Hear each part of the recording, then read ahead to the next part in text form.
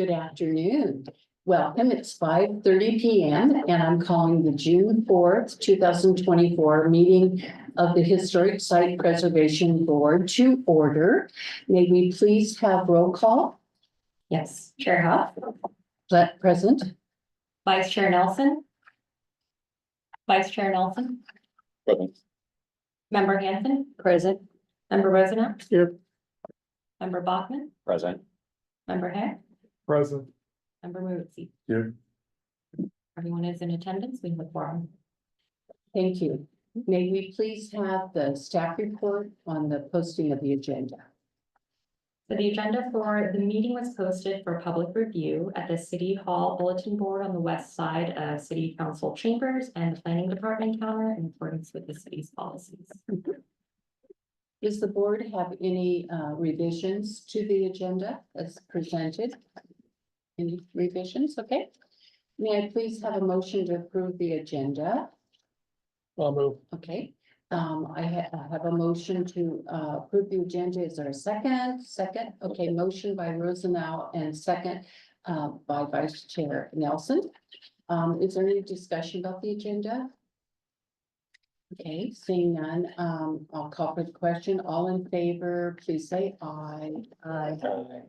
Any opposed? Okay, so motion passes 7-0. So this is the time that's been assigned for members of the public to address the Historic Site Preservation Board on agenda items and items of general interest within the subject matter jurisdiction of the board. Although the Historic Site Preservation Board values your comments pursuant to the Brown Act, it generally cannot take any action on items that are not listed on the posted agenda. There would be 3 minutes assigned for each speaker. Testimony for public hearing will be taken a little later on in the meeting at the time of that hearing. So, Sarah, has anyone requested to comment on a non-public item or item not on today's agenda? Anyone, any comments? We have not received any public comments. And any comments from our audience? Okay. So seeing no speakers, we will proceed to the consent agenda. This is the approval of the minutes. Are there any revisions to the minutes of the meeting of May 7, 2024? Member Hanson? I actually just have a question, I think, on the motion for item 2A. I had asked to add the table for contributors, non-contributors. Does that need to be in the minutes or not? So We could add that detail. It has been added to the official Okay. resolution, but we can add that detail just to clarify. and then there's a one typo on the last page. There's just a period in between center and two on page 4, top sentence. That was it. Okay. Any other corrections to the minutes or anything? Okay. So may I have a motion to approve the minutes of May 7th, 2024 with those corrections? I move to approve. Okay, so we have a motion by member Hanson. May I have a second motion? I second. Okay, so second by Jeffrey Hare. Is there any discussion, further discussion about the minutes? Or the motion to approve it? Okay, seeing none, I'll call for the vote. All in favor of the motion, please say aye. Aye. Any opposed? So, no opposed, the motion passes 7-0. Let us proceed to agenda item 2A, which is the public hearing section of the agenda.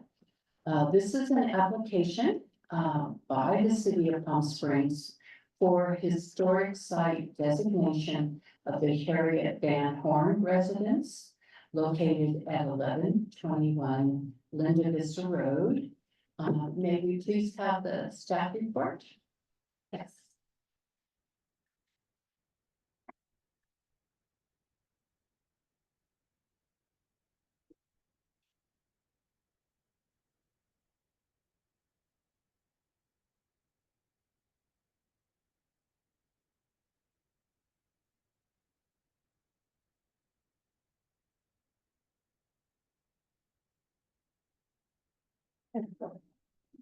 All right, so the Harriet Von Horn residence is located at 1121 Linda Vista Road. This is HSPB case number 157, and it has returned to the HSPB board as an application for historic site designation. This property was brought to the attention of HSPB on February 6th of this year as an application for alteration to a Class 3 site. And it was at this time the board stayed the project to pursue historic designation proceedings, given the potential eligibility of the site and its very intact integrity. The single-family home, as you can see in this image, is located in a residential zone district at the corner of Linda Vista Road and Pasatiempo Road, as you can see. The footprint of the building shows a very curious placement of the massing. You can see on the west side, there's a tilt from the rest of the site. And the home is spaced relatively at the center of the lot with generous front and rear yards. One thing to note when you look at this aerial view is at its inception, there was a detached maid's quarters, which is still on the site today. It's actually at the far southeast corner of the lot behind the covered carport. It's now connected to the main house with a breezeway. It's difficult to see with the actual roof structure, but it is still existing. This image from the Palm Springs Villager from 1949 must have been taken shortly after its construction back in 1948. Considered one of the first homes to be constructed in the El Mirador tract. It's designed by Herbert W. Burns, and the home exemplifies a distinct architectural style that's identified in the Palm Springs context statement from the post-World War II period as late modern. The strong emphasis on the horizontality of the form, the use of thin vertical pillars, and the mullions in the steel framed windows help to define the aesthetic of the home. You can see that pretty clearly in this image. There's also a very unique balance of the massing despite its asymmetric plan of the home. The home in its current condition today retains these important design features down to the unpainted Arizona sandstone, which was set in a very thin set mortar joint. If you look really closely, you can see that it was a racked detail, and all of that is very visible. Little has changed to the site, and when it comes to the site design of the home, the subtle architectural details on the exterior home are very prominent and still remain. Something that was interesting that was revealed during the historic resources report is the thin columns, which we had originally thought were metal, were actually wood. And again, this is a very early example of Herbert Burns and his residential design. According to the historic resources report that was commissioned by the city, the home meets criteria 3 and 5, exhibiting exceptional historical significance.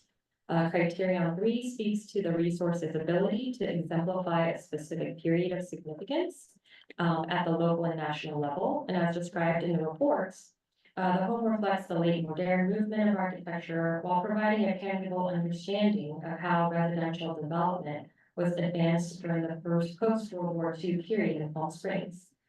Developers were actively finding ways to market their assets and using design to distinguish as a distinguishing factor.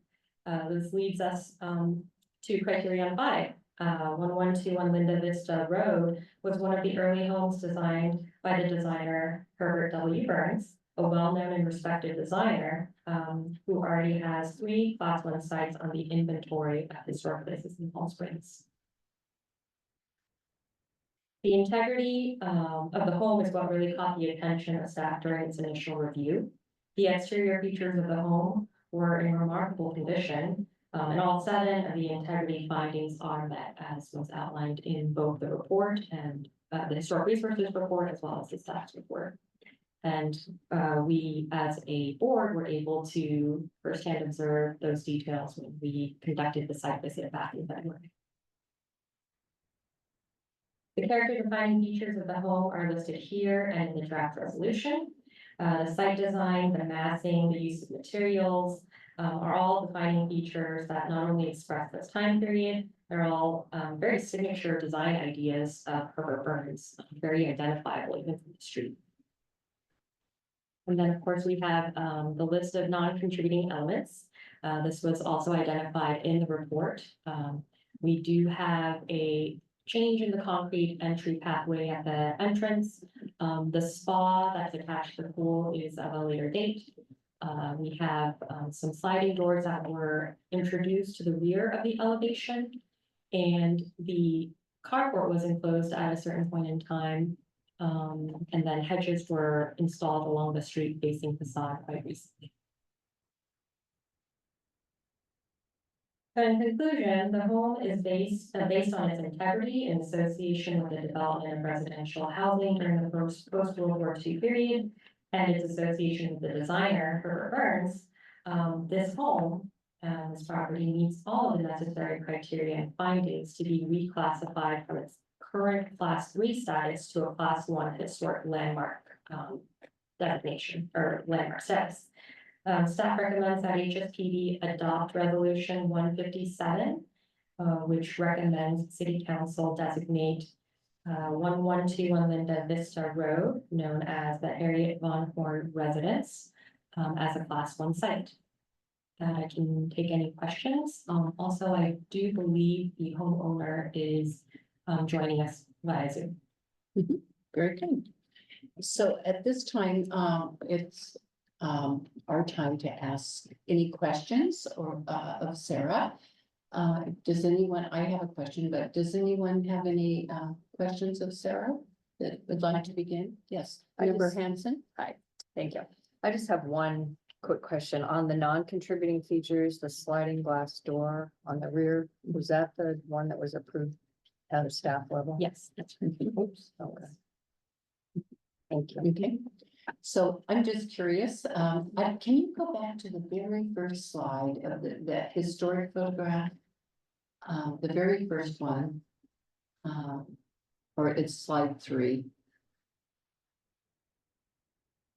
1, 2, 3. Mouse isn't working. Oh, Try okay, something else. well, it's little, Oh, there it is. It only works up here for some reason. okay, so in slide 3. There's, the historic photograph. And see how it is, appears to be floating on this kind of platform. It almost looks like a pedestal or a curvilinear, raised, platform. Concrete looks like it was built on this to kind of elevate it and float it. Do you guys know anything about that? I was curious with this photograph. So I think it's actually related to the lighting. The dark band that you see in the foreground is that low wall that's existing currently. And then beyond that is the desert scape. So it's not sitting on a plinth. It just looks that way because of the lighting. Oh, okay. Yeah. Because over here, it's pretty flat. It's, and I think it's just the angle in which that image was taken at a. Yeah, okay, the perspective. Yes. Okay, anyway, I'm just curious when I was looking at it, at large like this. Well, very good answer. It's the perspective. And the shadow and the light, just like what we love in the desert. So, okay, any other questions for our staff about this property? Okay. We'll see no further questions of staff. I will now open the public hearing and invite anyone in the audience or on Zoom who wishes to speak in public comment on this item. So is there anyone who would like to speak? Sarah, has anyone submitted any names to? No, we haven't received any names to, for public comment on this item. Okay, so any of you gentlemen would like to speak at public comment? If not, well, if there are no further speakers on this item, then I will close the public hearing. So the action is now with the board. So now it's time for us to comment and discuss, and we'll begin with member Marusi. Are the property owners supporting the nomination? They are in support of the nomination, and Ken, since it's on, the actual Zoom call, and I wonder if we can, request him to, comment. Ken, are you there? I am here. Yep. Peter Marusi on the board would like to ask if the owners are in support of the designation of your property. I'm sorry, could you repeat that, Sarah? Peter Marusi, who's on the HSPB board, would like to know if the owners are in support of the designation of your property. Yes, we are. Would you like to make any additional comments about the property to support the recommendation? Now that you're on the air, would you like to say anything? Well, yeah, I think when my husband and I first saw the house, we thought this is an amazing house with great architecture that we don't typically see in Palm Springs. And I say that it's because, we have been living in different mid-century homes, the Hugh Captor and Alexander. So, and this is really out of our, the type of, styles. But when we walked in and we look around and we just fell in love with the house, and we just saw great potential in this house. The integrity, like, what Sarah had said, it's still intact. We found many things that we really like, the sandstone, the steel poles, what turns out to be wooden poles. So, and the angle that he had, built the living room, to take advantage of the mountain view. So, so yeah, I think based on that, we just thought this house had great potential. I mean, we didn't know that it would be eligible for class 1, but we're very happy that we're going down that path today. Very good. Thank you very much for your comments. We so appreciate hearing it from the owner. Absolutely. So are there any other comments or further discussion of the board? Vice Chair Nelson? Thank you, Madam Chair. With regard to the landscape, pretty much up until the current owners, prior to this new contemporary landscape, the phytic hedging along the front and the pathway, which now unfortunately obscure some of the great character defining details, like the pole by the front door and the that sandstone to the left of the front door, which are two hallmarks of Herbert Bones architecture. Prior to these owners, there was no hedge. And so the landscape, even though some different colored gravel had been added, maybe in the 80s, it was still presented very much as it did in the late 1940s. So having grown up here and driven by this house numerous times over the last 30 years, I can tell you that it's always presented that way. So when we made the site visit to look at the application for an alteration of a window, was 2 windows in the back, and I saw that hedge. It was, I lamented that it was hiding some of those wonderful features. So I would move that any designation recommendation does not include the new contemporary landscape or hedging. Thank you. Mm-hmm. Any other comments or discussion from board members? Any other discussion at all? Okay, seeing no further discussion, may I please have the motion? A motion? Okay, member Hanson.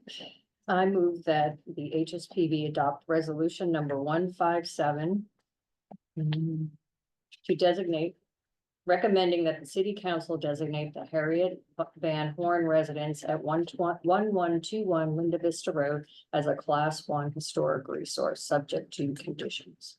Okay, thank you. I have a motion. Is there a second? I'll say. Okay, so I have a motion by member Hanson and a second by member Rosenau. Is there any discussion about the project? Vice Chair Nelson? Thank you. So just a question for staff. The motion would not include the contemporary landscape as part of the character defining features. Is that correct? So currently, as the resolution is written, the hedges that you refer to are identified as non-contributing features. Great, wonderful. Thank you. Mhm. Okay, so any other discussion about the project, the motion? Okay, so, seeing none, I will call for the question. All in favor of the motion, please say aye. Aye. And any opposed to the motion? Okay, so motion passes 7-0. Thank you very much. Nice addition to our inventory of resources.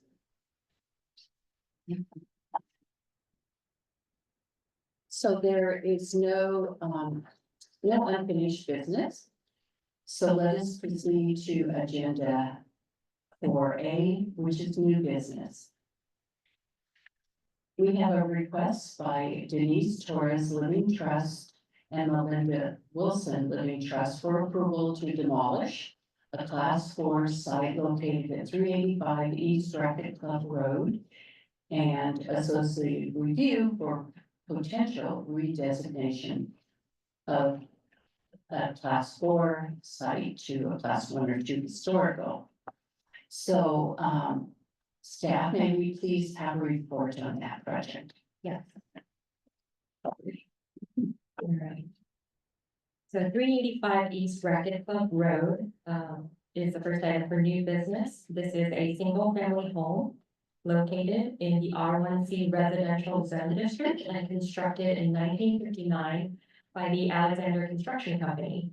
It's located in the Racket Club Estates neighborhood, and the home faces a busy street that has a pretty prominent visual view from that street. With our site visit last week, it was very clear that there are numerous examples of Alexander construction within this within the vicinity, to the point where we were able to identify other homes with a very similar design that were located in close proximity. Again, as we saw during the site visit, this is a photo of the home as it exists today. We had the advantage of being on that site visit and having a closer observation of the property. The home, as you can see, has undergone many significant alterations, especially to that front facade. You can see that the home has been quite drastically changed. However, you can identify certain elements such as the gable roof and the clear story window as Alexander features. But subsequently, we have a new roof form, and the connecting breezeways have been enclosed, and the carport has been enclosed. So we have some pretty significant alterations that are observed. So as outlined in our municipal code, when a class 4 site comes before the board requesting full demolition, it is to be reviewed to see if it has any sort of historic significance to be reclassified as a class 1 or class 2 site. When we look at the criteria for class 1 or class 2 designation, we first looked at the 7 criteria listed here. The site, structure, building, or object must exemplify exceptional historical significance by meeting 1 or more of the criteria.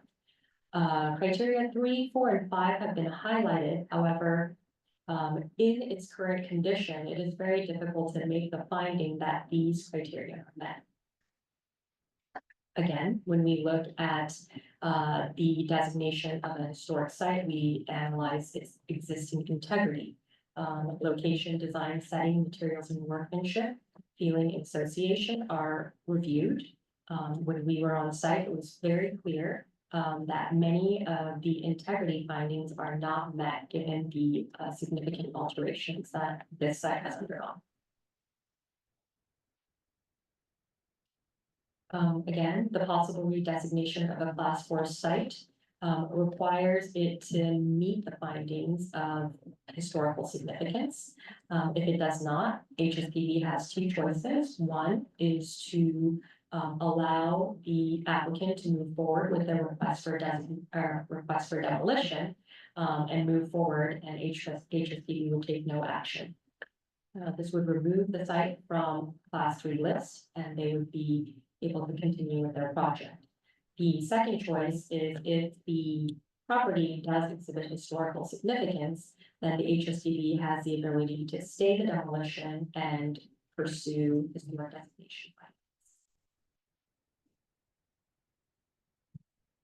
The property before you today, 385 East Racket Club Road, as it stands, does not meet the criterion for historic designation, therefore does not qualify to be reclassified as a class 1 or 2 site given its existing integrity. The property owners at this time are not seeking designation of the site. They are seeking to demolish the existing home and construct a new home on that site. Staff is recommending that HSPB take no action and allow for the owners to proceed with the required permits for demolition to the existing single-family home. With that, I can take any questions related to the staff report, and I believe the representative with the homeowner is available via Zoom. For any questions you may have. Okay, so does the board have any questions of Sarah at this time? Questions for Sarah? Okay, so then perhaps the applicant wishes to speak. Is the applicant on Zoom? I believe so. Juan, are you available? Would you like to make any sort of statement for the applicant team?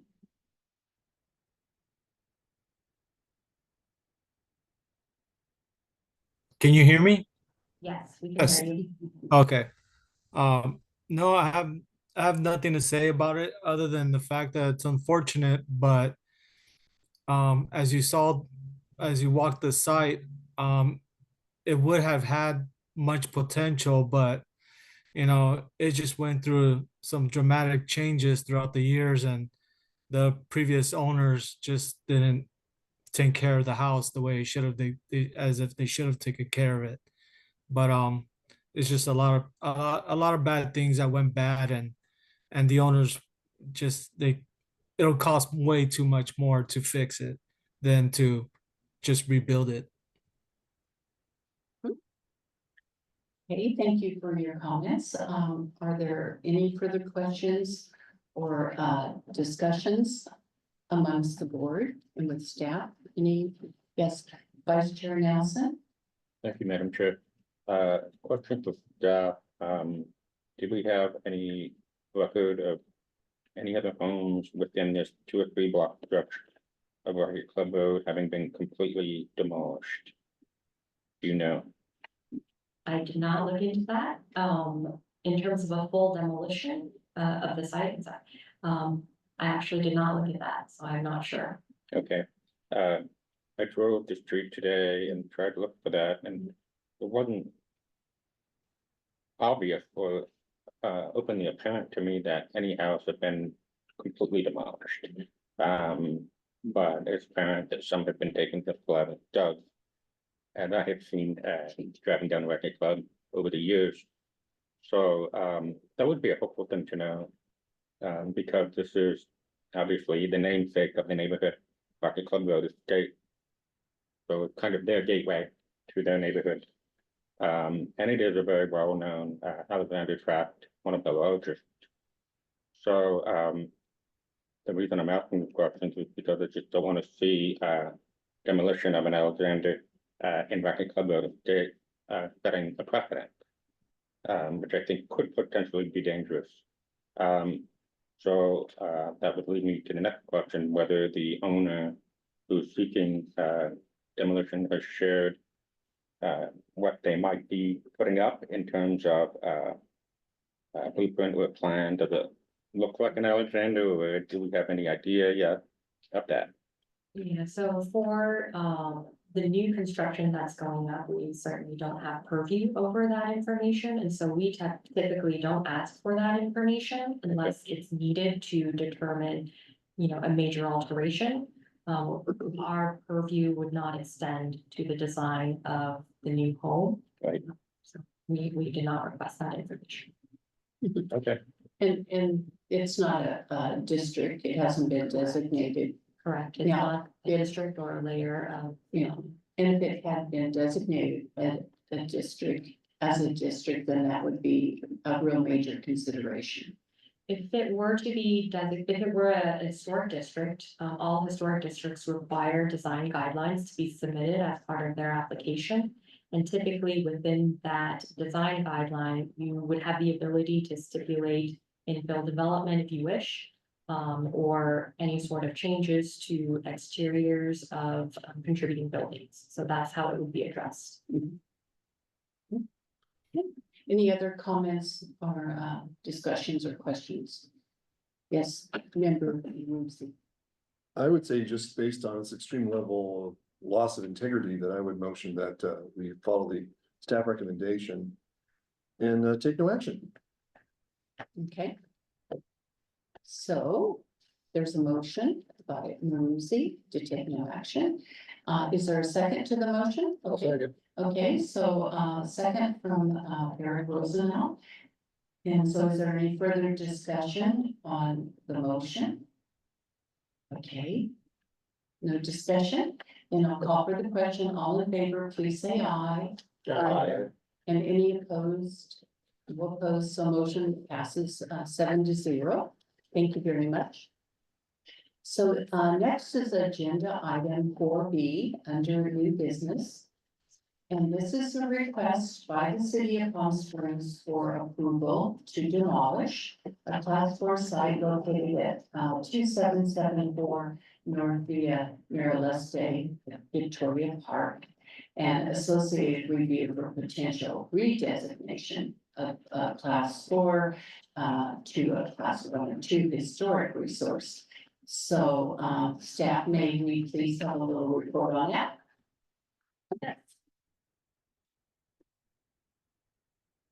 So similar to the application we just reviewed, 2774 North via Miraleste, in Victoria Park is a park, city park. There is an existing bathroom structure that the city is requesting to demolish.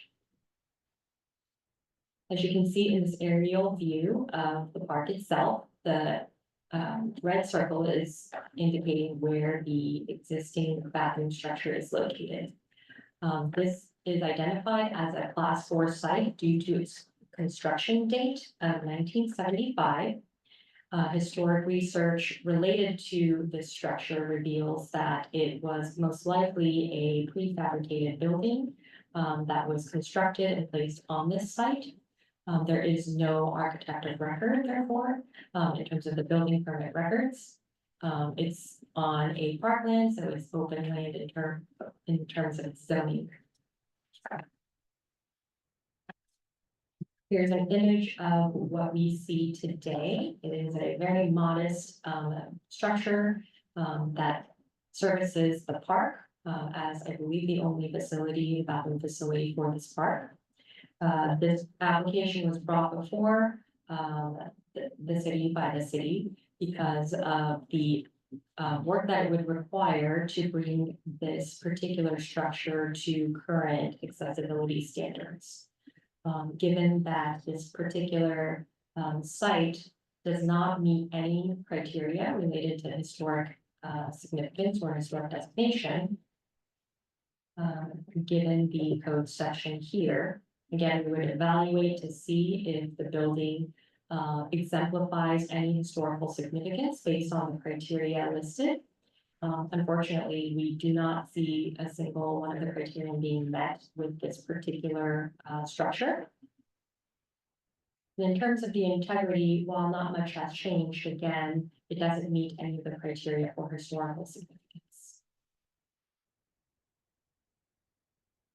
In terms of the choices we have, it is a class 4 site.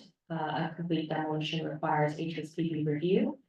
If it does not possess exceptional historical significance, the recommendation is to take no action and allow for the demolition to pursue. If there is historical significance, then of course HSPB can take the option of staying the demolition and pursuing historic designation proceedings. Based on the evidence presented in the application, staff finds that the public bathroom structure at Victoria Park doesn't meet any of the criteria for historic designation. Therefore, does not qualify to be reclassified as a class 1 or class 2 historic resource. Again, the city is not seeking to designate this bathroom structure. They wish to demolish the existing structure and construct a new bathroom facility that meets accessibility requirements. With that, I can take any questions related to the application. Okay, so member Marusi. What makes, you think that it's a prefab, would you say? So in the application, we looked at some historical articles in the Desert Sun, and there is record of the bathroom structure going before city council in request for funding. And so there was indication in the public noticing saying that they were looking at prefabricated structures as the bathroom structure. And there was additional funding that was budgeted for site work and veneer work on the structure. And so that is what we're looking at in terms of its origins as a potential prefab building. Is it true that on the permit application that there, or the permit itself, there is no place for an architect's name to be listed There's in general, you mean? in general, In general, I think it's actually listed as contractor. contract? Right. And so we'll. So it's not unusual that there wouldn't be an architect listed. Yeah, That's a big problem with our permits. I think so. I mean, the Alexander properties will have Alexander. Construction company, yeah. Construction company. Right. And oftentimes we see architects writing their names in where it says contractor. Typically, I think it's because they're the ones submitting for the permit, so we'll sometimes see that. If we're lucky, Another yeah. way, yeah, and another way we can identify architects is through newspaper articles and other sources where it cites. Okay, the good. Thank you very much. Thank you for that clarification. Good. Any other questions? Sarah, any other? Yes, Vice Chair Nelson? Vice Chair Nelson? Thank you. I know it's not within our purview, but the bathrooms that have recently been built at Sunrise Park and the Mute Park are a concrete block CMU design, and they both have a very similar look and feel. Is it safe to assume that that was going in here to replace the structure? You know, can you answer that? And maybe we can, I don't know if you want a direct answer now, or if you want to wait until. It's time for a good discussion. Sure. Thank you. You want to go ahead and introduce yourself? Sure, I'll introduce myself. I'm Aaron Ferguson. I'm a project manager in Public Works. And to answer that question, we are partnering with the engineering department, and it will be similar to the restroom at Duluth. Okay, right, thank you. And Member Hanson? I guess this is a question. I was just wondering, when I think about how to evaluate this, and maybe it's more not just about this building, but the bigger picture of things that come to us like this. It seems to me that it's not quite right to just look at the bathroom in a vacuum as a building. It's a feature of a city park. And the park dates from 1969 and normally 64. Normally, when you would be looking at something like this, you would look at the park as the resource. And then, is the park itself significant? And what are the contributing and non-contributing resources within the park?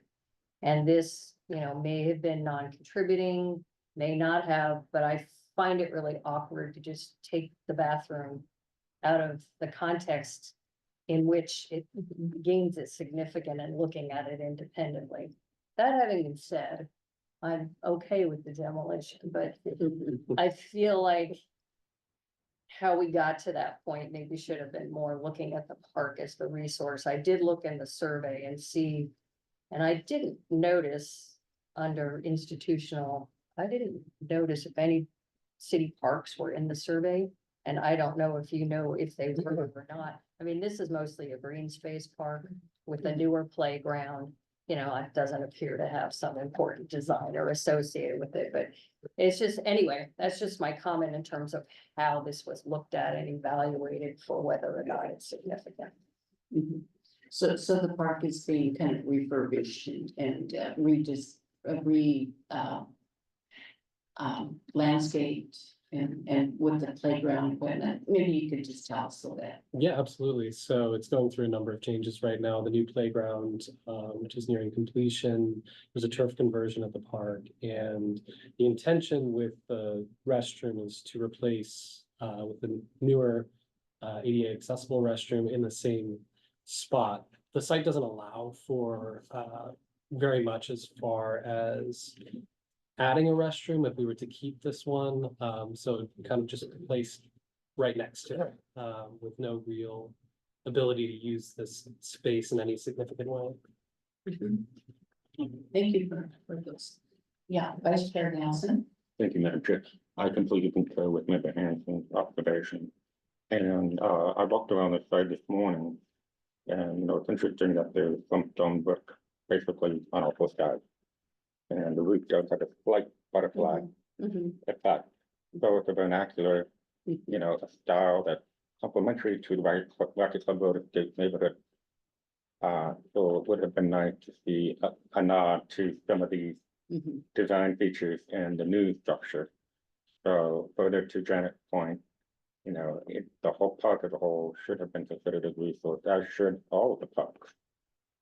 I know at Route Hardy Park, which was originally built as North End Park in 1952 by landscape designer Ralph Cornell. They have a bathroom structure that is architecturally significant and has been found to have been designed by one of our local architects. And there has been some restoration work going on a metal detail, which is the exact same metal detail that East Stewart Williams used over the pool at the Federal House in Depot. So this is why parks should be historic resources, and I think once this bathroom goes, there won't really be many others left except that one of the authorities. So hopefully that will come to us before any proposed demolition or possible reclassification. That's all I can say.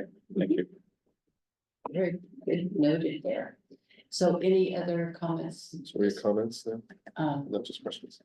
or questions, Okay. discussion, comments, discussions, questions? Yes, Maruzi. I mean, I feel really uncomfortable too about just looking at this as if it was plopped down from outer space.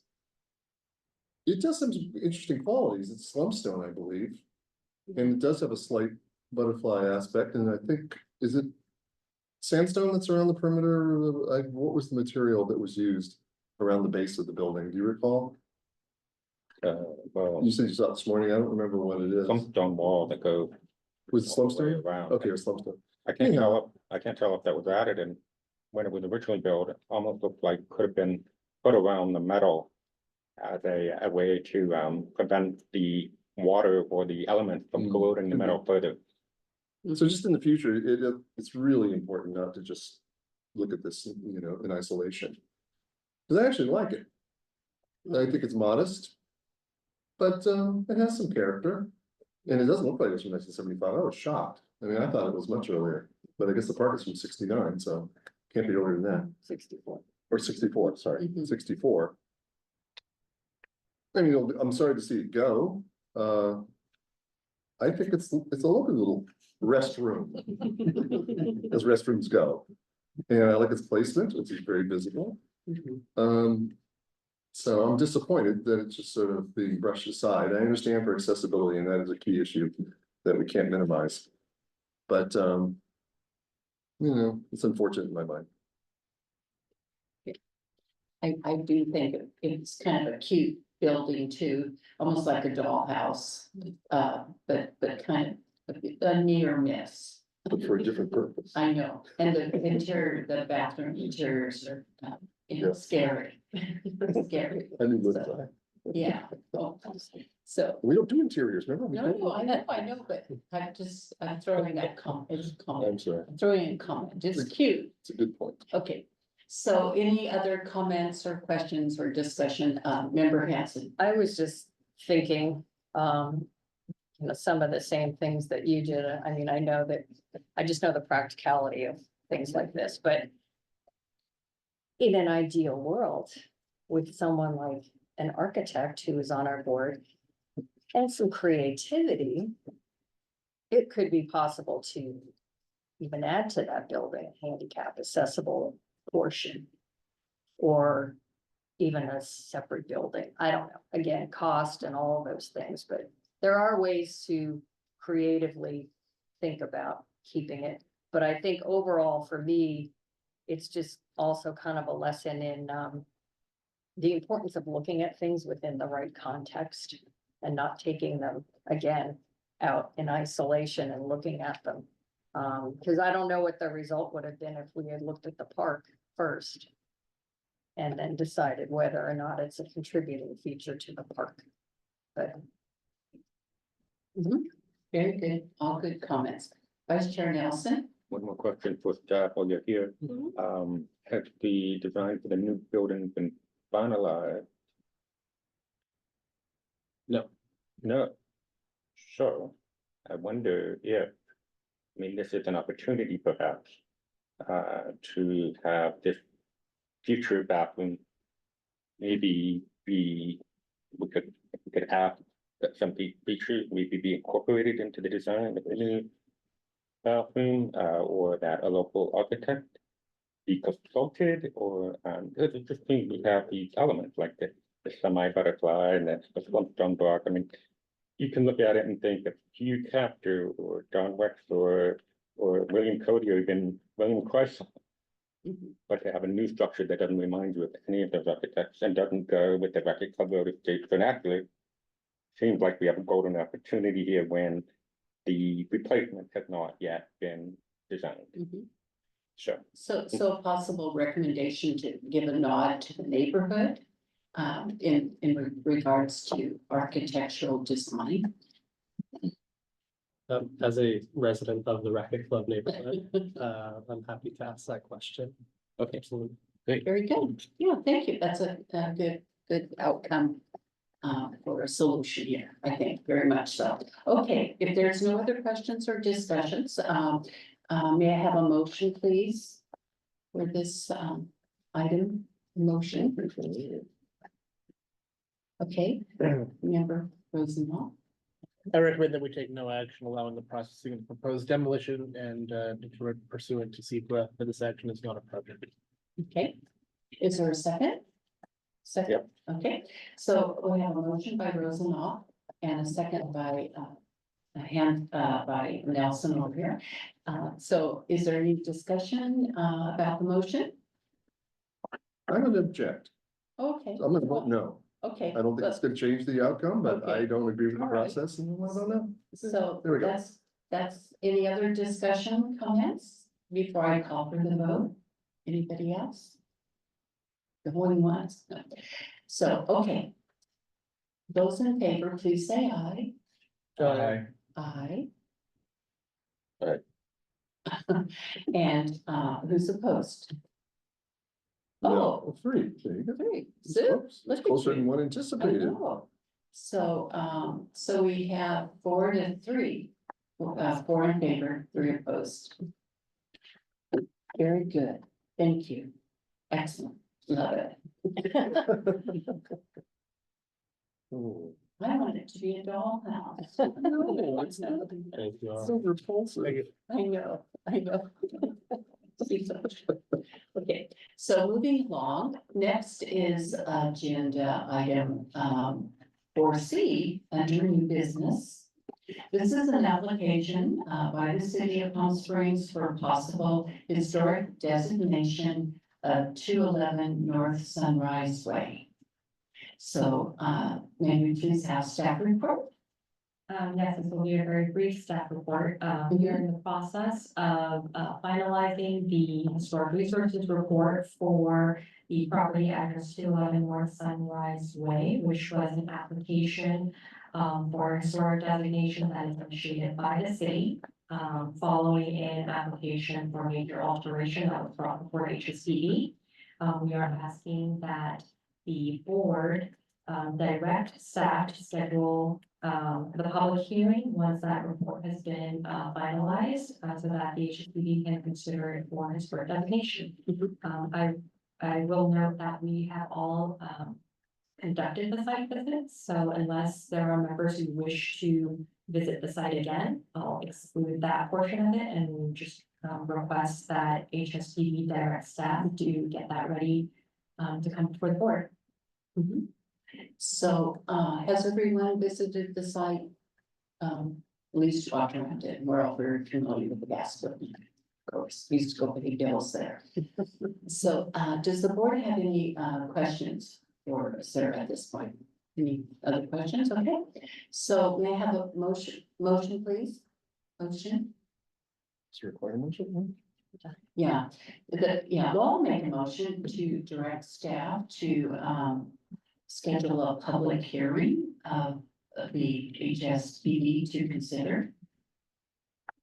I'll So, second that. okay, so we have a motion by Heath and a second by Maruzi.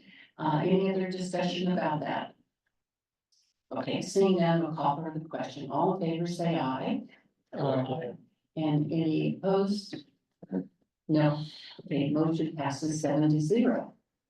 Okay, very good. Thank you very much. So let us proceed to discussions item number 5 regarding the HSPB work plan. We established subcommittees consisting of board members to work on different aspects in collaboration with Sarah. Over for our presentations over the next couple months. So now it's time for part 2 PowerPoint of historic survey and citywide context statement. And I'm going to thank Janet and Sarah for putting this presentation together. And Janet will lead it, and then at the end of it, we'll have time for some questions and answers. But we'll do the presentation without any interruptions. So please proceed according. It's my forward here. Okay. All right, this is our workshop series 2024. And this is part 2. We're going to talk specifically about tools to assess historic resource significance in Palm Springs. As you recall, last time we talked more generally about some of these tools, historic context and surveys, and general principles and practices in historic preservation. So the 3 pieces that go into evaluating resources are the historic resources inventory, the historic context, and then the city ordinance criteria. Those 3 together equal an evaluation of significance. The designated resources and survey inventory is online. I don't know if you wanted to go to it, but properties, obviously, if it's locally listed, then somebody wouldn't be nominating it to be locally listed. Unless perhaps, oh, I can't see the slides. Maybe let me do the slide first and then maybe I'll test it. Unless it's possible, for example, that something could be in a designated district, but it's being nominated individually. So I just had on here whether or not it's listed in the National Register. I don't think the inventory has properties that are listed in the California Register. And then also properties identified as significant in the citywide survey. So maybe if you want to now go to that. Thank you. So I'm not sure if you've all looked at this. It's good to just familiarize yourselves with how it's organized. The class 1, 2, and then 4. And then historic districts are separate. This is the survey, right? This is the inventory. The inventory, sorry. So that's where the class 1 and 2 would be, where you would see whether it's listed in locally or in also in the National Register. And it's unfortunately just a list, it's not searchable. I also noticed that that hasn't been updated for, I know you got lots and lots of things to do, but it's been a couple of years, so it's not That's an current. old one. Oh, that's what's online. Yeah, we need to update that. Oh, so, I mean, you have it updated, but it's not on, oh, okay, that's good to know. That's good to know, okay. So that would be, again, where you would find whether or not something is already listed, or, you know, this is not like you're gonna go do all this. It's, you know, the consultant is gonna do this, staff is gonna verify the information that a consultant or a property owner, whoever the preparer of a nomination is. For me, it's just understanding when you get the report from either, you know, an applicant or a staff report, that you understand the content and what might be missing from the content that's important to make an evaluation. So in the survey, again, slightly unwieldy. By the way, this does also have, I think if you keep scrolling, you know, because these are the status codes that Peter handed out that sheet last week to everyone. And the survey is organized using those status codes. So you have the sheet that he gave us, but you also have at the beginning, before you get to the actual findings, you know, this information, so that you can reference it and find out what exactly these status codes mean, because they're kind of the key to letting you know whether or not they're significant. Generally, anything that has a 1, 2, 3 status code and a 5. 4s are state-owned properties. So they wouldn't really apply to us. And then I also just want to make the point that the State Office of Historic Preservation has a historic resources inventory. It's very problematic and outdated.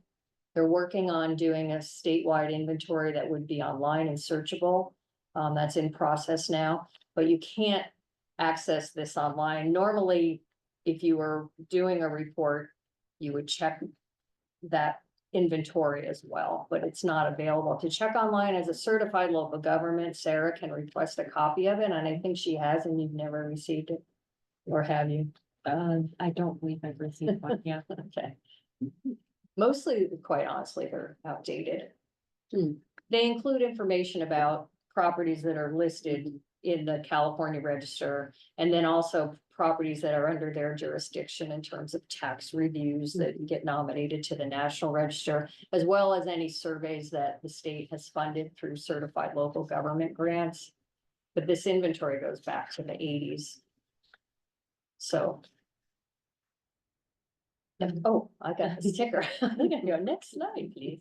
Okay, and then the next tool you would have is the citywide historic context statement, which we talked about last week, developed recently, 2014 to 17, that it's based on the multiple property documentation approach. And the context in Palm Springs is organized by development history and period of time. And then within that, there's themes and sub-themes associated with the context, and then property types associated with each context and theme. And then we have both eligibility standards and registration requirements for property evaluations. And I've noticed that these are not being used even by preparers of the nominations. So I think it would be good for preparers to know that these are available and where they are in the context statement. And they should really be used in conjunction with the city criteria to make a full evaluation. This is just the outline of the city's context and themes that you see online. And then this is a little bit of a variation of that chart I gave you last time that talked about the content of the context and themes, and I more personalized it to Palm Springs and our context statement specifically. So these are the steps or the pieces of the context statement, and then when you get to the applicable criteria, integrity considerations, and registration requirements, those would all be part of an actual evaluation. And then we have the ordinance adopted in May 1981. And I just wanted to highlight this one bullet point because it does say that preserving areas and buildings in the city that reflect elements in cultural, social, economic, political, architectural, and archaeological history. I think sometimes that gets neglected in Palm Springs, that ordinance is really, and their designation program is really intended to reflect a broad range of resources, not just architectural history. And then, of course, the ordinance establishes the designation criteria and integrity standards. So I have just a couple of significance considerations, just some general considerations, and then we're going to look at a quick case study. But just things to think about when you're looking at nominations is that resources can have multiple layers of significance. They can be significant, as we've seen in many cases, if not most, that resources meet multiple city criteria. Also, the rarity of a resource representing a type or a theme is important. Whether or not resources are threatened by development or demolition. Comparative analysis. Looking at, for example, we had an example last week or a couple months ago, resource under criterion B, looking at other places that are associated with a particular significant person, or if we're looking at the work of an architect, looking at the whole body of work of the architect and not taking it in isolation. And then looking at underrepresented property types and themes, again, getting back to the ordinance on the previous slide, there are many themes, I think, in property types that are not well represented in the city's inventory. And then looking at it, maybe not so much in Palm Springs because it's a pretty small city, but looking at resources that can be significant to a neighborhood. It doesn't have to reflect the entire city. It could be just real particular to a neighborhood. And then integrity considerations, as we have learned over the last years, Palm Springs ordinance specifically calls for the assessment of integrity following National Register criteria. And that's why we handed this out to everybody. It's just a really good, quick reference guide. If you're reviewing a report and you want to look at it yourself and get some thoughts on it, it's only a couple pages. It's very concise. And so we wanted to make sure you had that as a resource. And then again, there's the 7 aspects of integrity, and these are the National Register aspects. And this bulletin also explains what each of those are, which I think is important. So significance plus integrity equals a class 1 and historic district eligibility. You can have a level of significance, but if the resource doesn't have integrity, then it's not eligible. And importantly, because I think a lot of our reports are saying it retains all 7 aspects, I think it's important to know that it does not have to meet all 7 aspects of integrity. The rule of thumb is that it retains sufficient integrity to convey its significance. And importantly, integrity is relative to why a property is significant. So if you're looking at something for architectural significance, obviously physical attributes are going to be really important. And those would be the aspects of design, materials, and workmanship, and identifying what the essential character defining features are and whether or not those are intact, versus significant based on associative qualities, which could be association with social, cultural, or ethnic history. Physical integrity is much less important. And the aspects of associative would be location, setting, feeling, and association. So for example, if you have a property that's associated with a significant person, it would not necessarily need to have all of the physical attributes, because that's not why it's taking its significance. It's based on the person. It still needs to have enough to relate to the time that the person lived in the home, the association with that person. But the fact that a window or a door has been changed or, you know, a feature has been removed is not going to be as significant for associative qualities. So when you're evaluating integrity, you need to say, you know, what criteria are we applying? And what are the aspects that are the most important? So I decided we would take the Apatio Lodge nomination from last time because it was, I thought it was well done. And it's going to represent the next, I think I have 5 steps here of going through evaluating a property significance. And this had most of them, but not all of them, interestingly.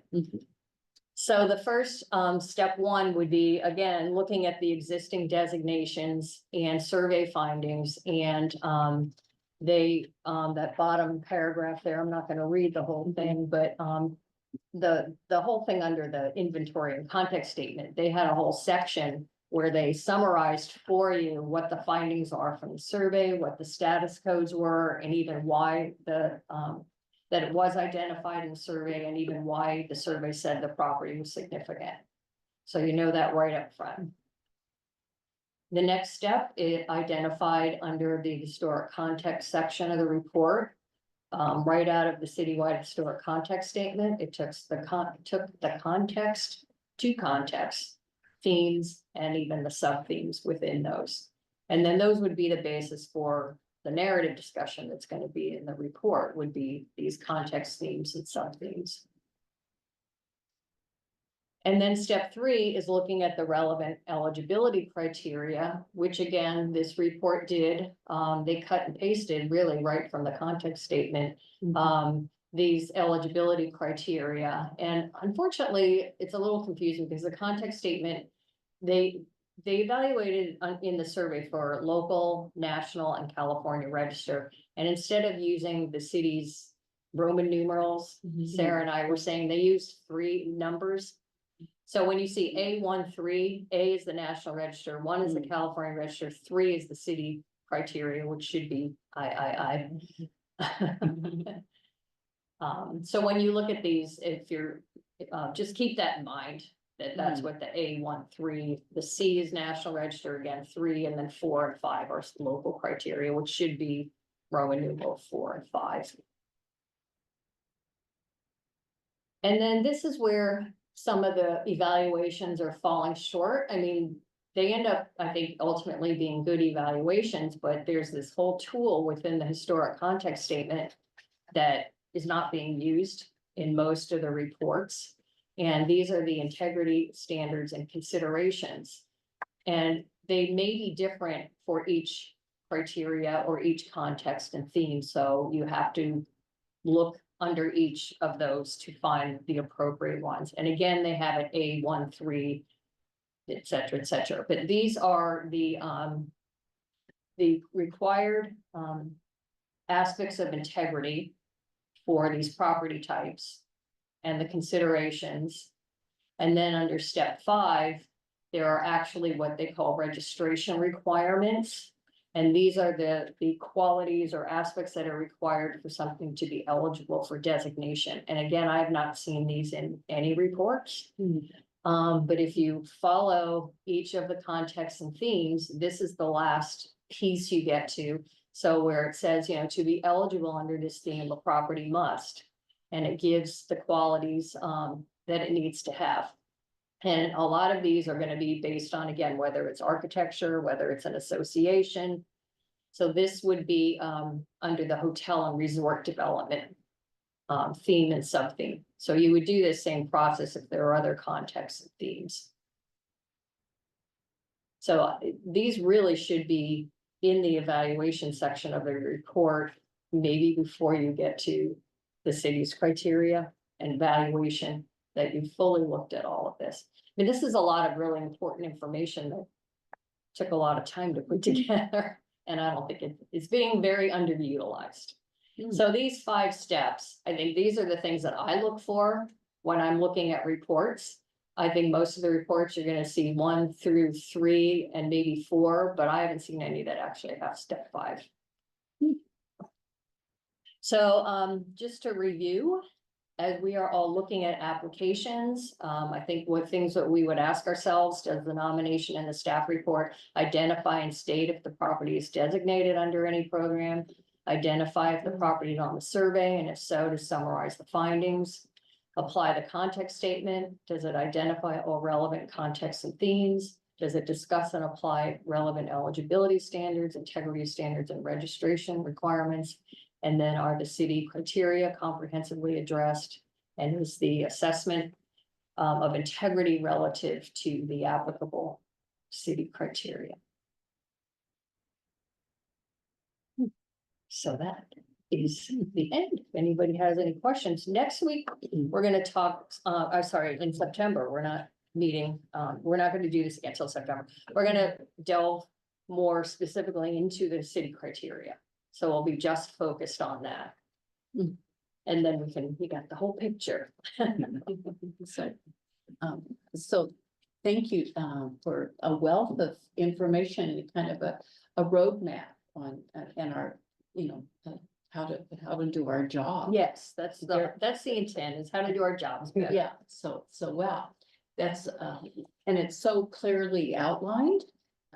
It's not, because overall, it's pretty overwhelming, but when it's broken down into these, outlines, you can understand it, so we owe you a great deal of thanks for putting that all together for us.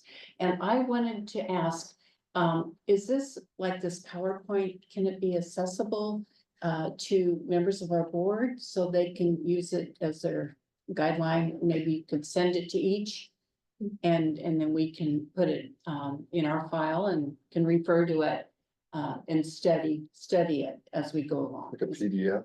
Yeah, is that possible? Yes, and I believe all the presentation content is downloadable too, but I can also send it to our board members as a PDF file. The slides are great because it distills out kind of the criteria in a very easy to read format, because a lot of this is embedded in a lot of narrative in our context statements, and so. Long narrative. Yes, we have long narratives, and then we have these tidbits of organization. Janet has distilled that and put it in this slideshow, so I think it is a great way to just look at it. Yeah, but you know, to have alongside when you're reviewing something, Yeah. it's the roadmap or the guideline, you know. So we could have had this sooner, but we're moving forward. So thank you very much. Are there any questions? Any comments? Just a couple quick Yeah. comments. Ruzi? Yes, this was really helpful. The one thing I've noticed overall is there is sometimes confusion when discussing integrity to equate it with condition. And that's a real problem, because you can have something with high physical integrity, but it's in poor condition. Just because it's neglected and, you know, there's holes in the roof and so forth, doesn't mean that it doesn't have integrity. So we have to be really careful when we say integrity, we don't use the word condition or anything that implies condition, because that's problematic. Yeah, actually, it's funny you said that, because I was gonna add it to the slide, but we'd already finalized it, but maybe we can just add a bullet point under the integrity considerations, that condition and integrity are not the Right. same. It's Just to easy have that mix them up, reminder. 'cause you think, oh, it's Yeah. like, it looks terrible, but that Yeah. doesn't mean it's got poor integrity. Right. The other thing is, you know, in this report of class 1, class 2.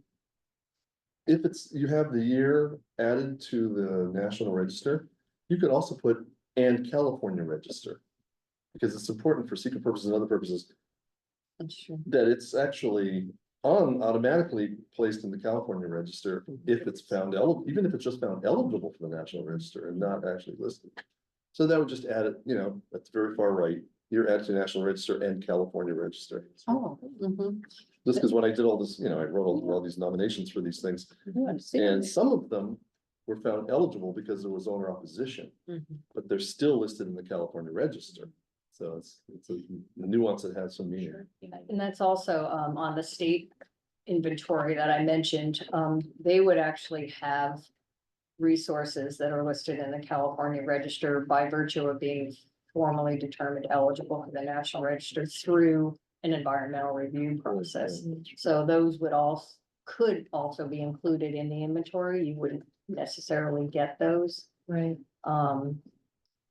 they don't send that information to local government, so you'd have to do it through the inventory.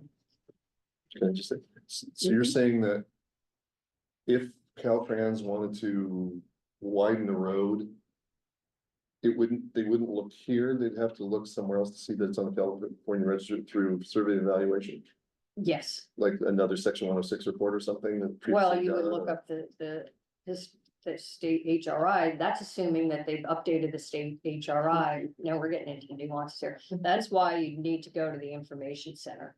Oh, okay. Because there are regional information centers for historic and archaeological resources information. Also, a whole topic for, it's a mess. And they're not always updated either, and they're closing the regional information center we're included in Riverside. Yeah, they don't even know what they're gonna do with the information. Somebody's gotta administer the information, but it's very complicated. That's why if you're doing things like this, it's really important to use as many resources as you can. Good, thank you, and thanks for providing this to each of us. Appreciate that. Any other questions, comments, or anything about the presentation? Okay, thank you both. You worked hard on it. See ya in September for the I know. conclusion. Yeah. Exciting conclusion. Okay, so that completes all the agenda items. So let us proceed next to board member comments. Are there any kind of general comments? Vice Chair Nelson? Thank you, Madam Chair. So Member Maruth and I have been working on developing some guidelines for maintenance, which we'll be presenting at an eventual meeting. But in doing so, we've been asked to identify properties that we might discuss in terms of being class 1 or class 2 that might have maintenance issues. So one of those that I recently noticed was Stevens Park, which is our oldest city park. Obviously, this side of Stevens School and a class 1 site. For those that don't know where the Rainmaker Fountain is located, and the Desert Art Center and the theater there. The landscaping there, especially on on 3 sides of it, Palm Canyon and the little side street, I believe it's going to be about Monte, and on Indian Canyon, it's sorely neglected. And it's really an embarrassment to that particular historic resource and to that park. So you have this double whammy there, plus maintenance issues with the building itself. So I just wanted to make staff aware of that. It's kind of a separate issue from what we're doing. So maybe if you could report back at our next meeting, whether the city is aware of maintenance issues at that building and whether the city has any plans to correct landscaping issues there. I mean, there's below sand, there's plastic sticking up through the gravel and dead plants, dead trees, and so it's an embarrassment to one of our most important classic sites. So if Jeff could look into that particular one, given its high visibility and report back, that would be really helpful, I think. Thank you. I can just quickly address that. So Francis Stevens Hospital, you're correct, it's a class 1 site owned by the city. The state of various updates and restoration that needs to happen. It is definitely on our radar, working with our departments to identify some of those things. I believe a portion of that site was awarded Measure J funds, and so we're working with that group to identify what features need to be updated first. There's a lot of outside of kind of what you see visually, there's a lot of requirements that or a lot of electrical and other kind of functional things that need to be updated within that building. And so it is certainly on our radar, and we're working pretty closely with our facilities department to take a look at what we can do there. So, it's the assessment is a process, especially with the activity that's programmed at that site. It's an ongoing active site with the theater and the art center. And so we are fully aware and are planning to assess and address some of those concerns. Great, thank you. Any other board member comments? Maruzi? Maruzi. Town and Country Center. That site visit we were talking about last time, can you provide an update? I know there's concern with code enforcement and the process and all of that. So I did reach out to our code enforcement team related to the Town and Country Center. If for this particular property, I'm going to actually ask, and maybe I'll just send out an email to our board saying, respond to this email with a list of things that you find that are problematic or of concern. And staff will work with the code compliance team. There is a specific officer who actually works directly with the property managers there, and will bring those concerns together, and we will work with the code compliance department to do the walkthrough and address some of those concerns. So if you can actually, instead of submitting a separate code compliance request, email those to me. So you're asking for a list of issues that I observed? Issues that you are seeing and observing and concerns. And if you can direct those to me in an email, I'm planning to work directly with the code compliant officer who's in contact with the property managers there. And You say property managers under grit development? They're property managers? Okay. Obviously, there's the issue of the car that ran through the building. yes, yes, That's it's a very you know, recent development, yes. an interest as well of you know, how that's moving along and what they decided to do. You know, I mean, the thing is, I don't know how many people realize this, but that originally was a walkway. It was not enclosed. And it's always been a dream of many people that would be opened up again as a walkway. And that man who drove through it made it a lot easier. But apparently, it's gonna be rebuilt as my guess because of insurance money and so on and so forth, and the fact you can make money off the rent. But And there's- anyhow, Yes, and there's an existing business there. that's when I first saw that, I thought, oh, It's open. I'm gonna walk right through. And then just something different. You know, we talked a little bit about this, just you and I, the visitor center. And how, as a class 1 historic site, National Register of Historic Places. The city is very, very touchy, as it should be, about things being attached to it. And somehow this conduit, well, I'm assuming it's electrical conduit. That's, you know, bright silver, was attached, hammered onto the north side of the building. And looks terrible. And so I'm just hoping that we can get an answer as to how that happened, because, you know, I've been.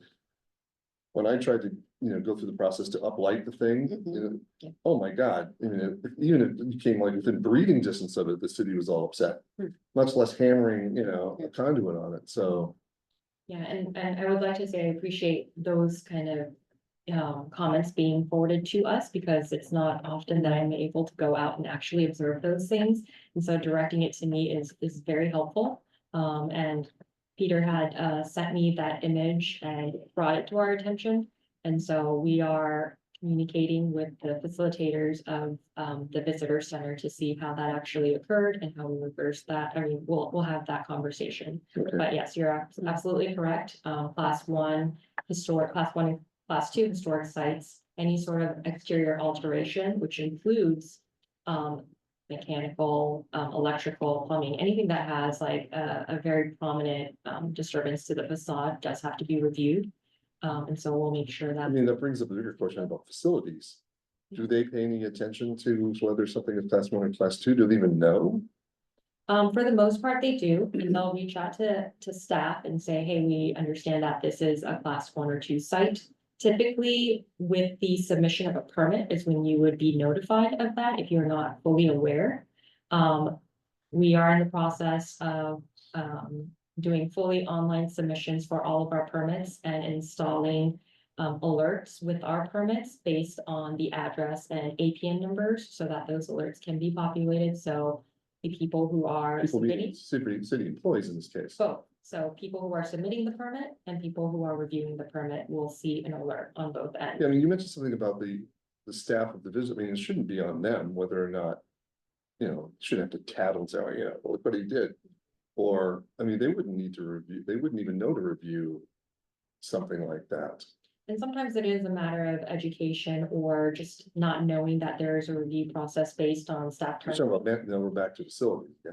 Right, for facilities or any, I mean, I think it's actually applicable for even not city-owned properties where sometimes you just don't understand what that review Right, process good point. is. Yeah, yeah. And so that alert that we are setting up is helpful, because Good, that's great. oftentimes it's not the owner who is submitting for the permit, it may be a contractor who, Or a lessee, or who knows what. right. No, that's great. Thank you very much. I'm glad to hear that. Thank you. Good comments. Vice Chair Nelson? One more question for us, Mhm. before we move on. I haven't had a chance to read the, meeting minute from city council for last May meeting. Can you give us an update on whether or not they, voted on the Atikian building and also Country Club Estate? So Country Club Estates was supported by the city council, and it was designated as a historic district. And so that application did receive designation. I think there was a lot of accolade related to the report itself, but also just understanding that the community is very proud of designating that particular property. Related to the Atikian, so when that was brought to city council, we presented both what staff's findings were, because that was included as part of the exhibits, and what HSPB's findings were, with the recommendation that included the HSPB's draft resolution to city council. They reviewed all the information, and then they had actually a lot of pointed questions related to the discrepancies in the findings. And with that, there was a pretty robust discussion about integrity and all of the things that we talk about pretty regularly, which is really exciting to see on a city council level from a personal perspective. And it was actually at the initial hearing, the owner's team was unable to attend due to technical difficulties, so it was continued because they had a few questions they wished to ask the owner's team about restoration and what their intent was for future restorations, given the fact that much of the integrity was being questioned. And so it was continued, leave to May. And at the May hearing, Stephen Keelan, who represented the owner team, was present and was able to address those questions and clarify that the owner had no intent at this time to do any sort of restoration on the Atikian building. With that, the vote ended in a tie. And so it is returning to city council based on our proceedings for city council, scheduled for June, for that final vote. I thought if it's a tie, that means it's defeated. It wasn't planning commission, I mean. Yeah, the city council has policies, or I'm not sure if it's policies or the ordinance that basically state that if they're, in the event there is a split decision and they don't have all 5 members present, the item automatically would have to be brought back. They didn't have all 5 members, so that's the problem. Well, I would just like to go on record as saying I find it interesting, there was a robust discussion about integrity when class 2 resources don't need to meet the integrity findings. How about that? So clearly there's, Class 2 is a strange one. yeah, but that's what the ordinance says. No, I agree, but I can understand why they got To confused. me, that's like, you may not agree with that, but that's what the ordinance says, and it's, you know, why would there be a robust discussion about something that's. Because you're not in city Not relevant. council, you understand the stuff and they don't necessarily understand. it. Well, and I asked at one point if we were allowed to attend the meeting to give Mhm. board input, but that I got a no. I mean, you could go, I think, as a private citizen, but not to represent the board. Maybe. And I just to add to that, the applicant representative was there to address that idea of, you know, class 2 and the integrity findings. Of course, staff's finding was related to the fact that due to the lack of integrity, we were unable to make the findings for the criterion. And so that was how, you know, our findings were met in terms of the staff report. And the applicant's representative did go into detail about their report and findings and how they landed on that class two finding, so. And of course, all of our minutes are HSPB's resolution with a very detailed description of how your findings were made, were all included in the packet, so that was all there for review by the city council. But it, more to come, June next week will be, yes, June 13th. It will go before the city council, I believe, as a consent item, just to finalize. the vote. Well, the consent item would be to approve the class two or deny the class two. It would be to, is that correct? It's not a consent item to complete the vote. No, I'm like, You can't have a consent, Well, repeat the I don't know vote. that we found his report.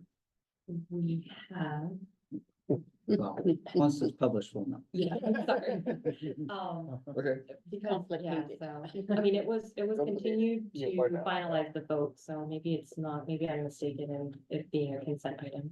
It's, the last element is just to finish out the vote, not to rehash the discussion. Madam Chair. Yes, okay, more board member comments. Vice Chair Thank you. Nelson? Thanks for that update. Just to reiterate, this board sent a class two recommendation. Correct, Okay, correct. good.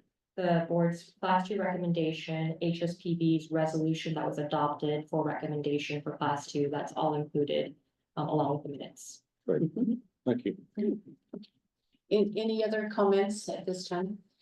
So, I just want to briefly say this is my last meeting after being on the board for, I think it's been about 6 years, I think. It's gone real fast. But it's been a real, honor and a privilege and pleasure to be on this board. I've made such great friends. And all the colleagues that have been on this board over the years, such professionals and knowledgeable, really passionate people that is, really amazing in this town. And then I love the city staff, so easy to work with and nice and knowledgeable and diplomatic and educated and all that stuff. So I want to thank my esteemed colleagues and our wonderful staff, David and Sarah and Ken and many others. And it's been just really great personally for me to learn so much and then pass that on in some way. And with those recommendations, and whether it's a demolition or a major conservation, preservation,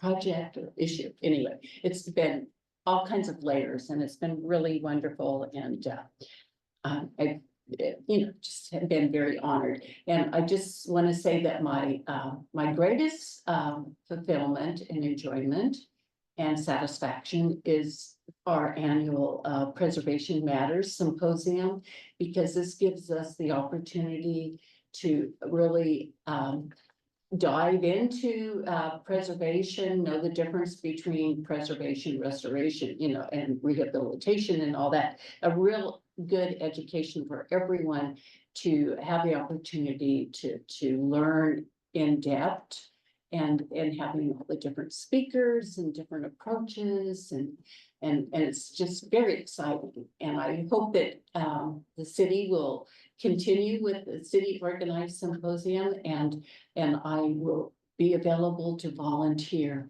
in many of the duties that are required as we go along. But just it's very rewarding to be on a commission that has an impact and has made this city, an internationally important. When you say you're from Palm Springs, people just sit up, so we're all very proud, and I want to thank all of you. And I'm not disappearing. I'll be around. Maybe for the summer I'll disappear. So anyway, so I just wanted to express my appreciation to all of you. And now we have comments from our wonderful staff. Oops. I think, I have the support of everyone saying, Kevin, you've been an amazing chair for HSPB, always gracefully guiding us through our agenda and sometimes very full of points that are hard to talk through, because some of this stuff is very hard to kind of grasp at, and you've always done a wonderful job keeping us on track with a very graceful tone, which is very hard to take. And so we are certainly going to miss your leadership at this morning. Thank you. I'll keep it super brief. I did want to let everyone know Bank of America is complete. Staff did finalize their final walkthrough. I don't know if you guys had a chance to drive by, swing by, take a look, but please do. They have done an excellent job basically doing a full restoration of that building. I know that wasn't the initial intent, but as they started to peel away that project, they understood what it means to be a steward of a historic property, and they fulfilled that task with excellence. It's a beautiful building down to the paint studies. The railings are black in terms of the color, so they really kind of disappear, and you really are able to experience that building in a thoughtful way, and a lot of sweat and tears, I'm sure, from that team. But please take a look and you know, it's a fantastic building, and it's certainly been restored to a very, very high grade project. Sarah, I heard, actually, I went to Bank of America in Rancho Mirage this morning for an appointment. And I was invited to attend the grand opening on Friday, June 14th at 9 a.m. And so I don't know if you all received that invitation too. So I thought I'd throw that in. Perfect, yeah, and I know that the bank is actually in operation right now, so even if you didn't want Yeah. to go to the grand opening, Right. you can swing by, take a look. I would highly suggest walking inside the lobby as well. They've done a really great job on the inside. Look forward to it. Awesome. Yeah. Really, sure. The next thing I just wanted to remind everyone, we do have our joint meeting scheduled with city council and all of the city boards on June 17th. It is going to be at the convention center, 9:30. 5 p.m. is dinner, 6 p.m. is. So get there a little bit early because 5 p.m. is when dinner starts, and then we'll each board will present. Catherine will be representing the Historic Site Preservation Board. I believe it's gonna be a pretty brief 3 or 4 slides presentation because all of the city boards are presenting. But dinner is being provided, so please come.